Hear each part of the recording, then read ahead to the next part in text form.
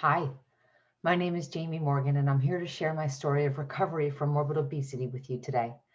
I also want you to know that there's a message behind my message, and that is that we learn what is possible in mind, body, and spirit when we stop consuming processed foods or seeking magic pills and quick fixes to manage our health. Hey, there's no judgment here, because believe me when I say I've tried it all. That's why calling this a story about weight loss hardly begins to capture all the ways my life changed. I lost 235 pounds without surgery or pills, and that was just the beginning of my transformation. Today, 13 years into my journey, the integral pieces of the puzzle have finally fallen into place, and you may be surprised to hear that they have nothing to do with a number on the scale. I have the genetics that predisposed me to obesity, and I grew up in an environment and an era that promoted it. I've been told these factors doomed me to weight related illnesses and failed attempts at dieting for life. Others just said I was lazy or weak willed and just not trying hard enough. But in healing, I found none of that to be true. To finally be free of my weight and prediabetes, sleep apnea, high blood pressure, chronic joint pain, and mood disorders, I had to acknowledge the role processed foods played in my life and how removing them from my diet set me free from the prison of lifelong struggles with weight, progressive disease, energy slumps, and anxiety and depression.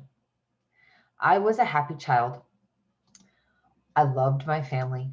I had many friends, but I was often judged and ostracized by adults and other children because of the way I looked. I turned to food to provide comfort, especially after my parents' divorce and loss of my grandparents. And I also turned to it after my mother's sudden death 15 years ago. I started sneaking food at a very young age. Saturday morning cartoons were sugary cereal fests. Weekly family dinners and birthday parties were filled with foods I loved to eat, and I often couldn't regulate my eating. As a child of the 70s and 80s, I was raised during the boom of processed and convenienced foods.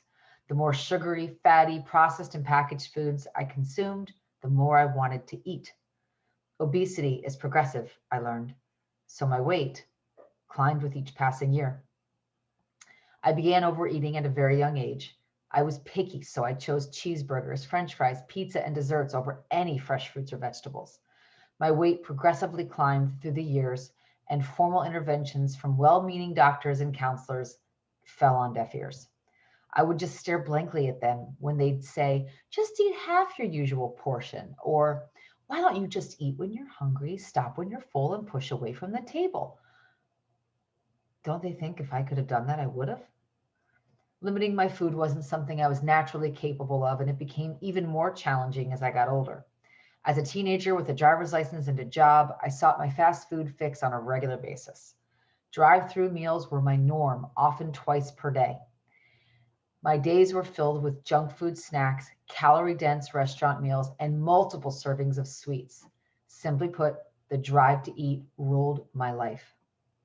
At the height of my morbid obesity, I weighed close to and maybe even over 400 pounds, though of course I stopped weighing myself because I couldn't find scales that went high enough.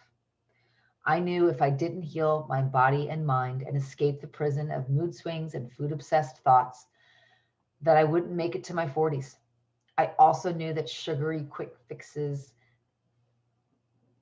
and other diet foods wouldn't give me the lasting change that I needed. So in 2008, I began working with a dietitian and counselor whose collaboration guided me to lose the bulk of my excess weight over 4 years' time. This rate of progress was not only sustainable for me, but it also enabled the necessary healing in my body, mind, and spirit. After slimming down from a size 28 to a size 8, I was told moderation was the key to sustainable weight management. So I tried to moderate the quantity and quality of my meals. This triggered obsessive thoughts about food, basically putting a food monkey on my back. It was very simple. Whenever I ate fried, baked, processed, or packaged foods, they dominated my thoughts, my body's response, and managing my weight became extremely difficult. Even after losing all that weight, the drive to eat was still ruling my life, and processed foods' effects on my body were still imprisoning me. So over the next 2 years, I began exclusively eating whole foods and felt better than I could have ever imagined. The food monkey was finally off my back. My moods improved, my blood sugar spikes and crashes stabilized, my memory and cognitive abilities improved even more, and managing my new healthy weight became effortless. I was finally free from the hold food had on me.